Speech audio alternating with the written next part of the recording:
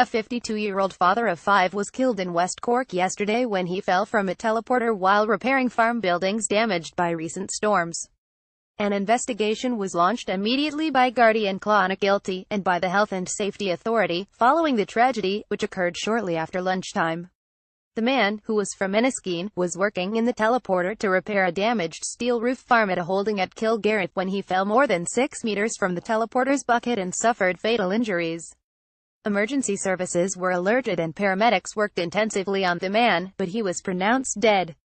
His body was taken to Cork University Hospital. A post-mortem is due to be carried out today. Meanwhile, Gardaí and Bray are investigating the death of a man in his mid-70s on Saturday afternoon at about 3:30 p.m. at Kilmacanogue, Wicklow.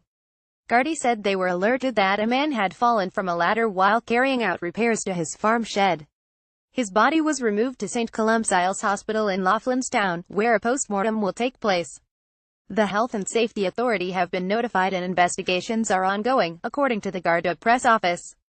However, it was not confirmed that the man's death was weather-related. 6,000 homes are still without power following Storm Ophelia last week, though ESB crews continued to repair damaged lines throughout high winds brought by its successor, Storm Brian. Crews from the French electricity company, EDF, worked alongside their Irish colleagues in Cork to restore power to homes. Cork and Wexford remain the worst affected by last week's weather. In a renewed safety message, ESB Network said if you come across fallen wires or damaged electricity network, never, ever touch or approach these as they are live and extremely dangerous. ESB Networks is acutely aware of the tremendous difficulties and frustrations of communities, it said. We sincerely apologize to those affected and we ask the public to reach out to those in their communities without supply. Storm Brian brought some localized flooding, particularly in Limerick. In Corbally on Saturday, Tom Bolger of Mill Road in Corbally could only look on as the Shannon swept into his home. We got 3 inches of water, and right across the house. Unfortunately it was the tide and the wind together that it did, said Mr. Bolger. After it went out, we started to mop up. We've been flooded about 5 times since the 1970s. The wind carried the river swell over flood defences in Limerick City at Clancy's Strand, but no houses were flooded. Flood defences held, too, on the south side of the river, though there was spot flooding at Merchants Quay Plaza, Limerick Courthouse, the Potato Market, and City Hall. Ambulance, paramedics, Gardaí, firemen and divers were alerted to a possible emergency on the River Shannon, only to discover 2 kayakers who did not require any assistance.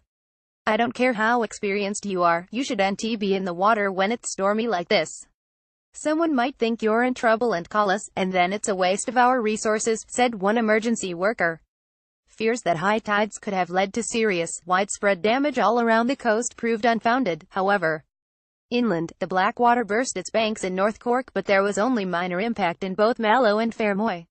Meanwhile, a young traveller couple with a 1-year-old baby have been sleeping in a van since Storm Ophelia blew the roof off their mobile home at a halting site in Cork. The couple, both aged 21, were in the caravan last Monday when the high winds damaged the roof of their caravan at Spring Lane halting site in Ballyvo Lane on the north side of the city. I was in bed when I heard a noise coming from the roof. When I opened the door, the roof was swinging off and then it blew away like a balloon in the air, said the man, who did not want to be named. We have been sleeping in the van since. Adele House did organize for us to go to a hotel the first night. But now the city council wants to split us up as a family. They want to send us to different places, he said. However, Cork City Council said housing inspectors had called to the halting site on Tuesday, which was the earliest possible time due to Ophelia. Emergency accommodation was available to all who wanted it, the council said.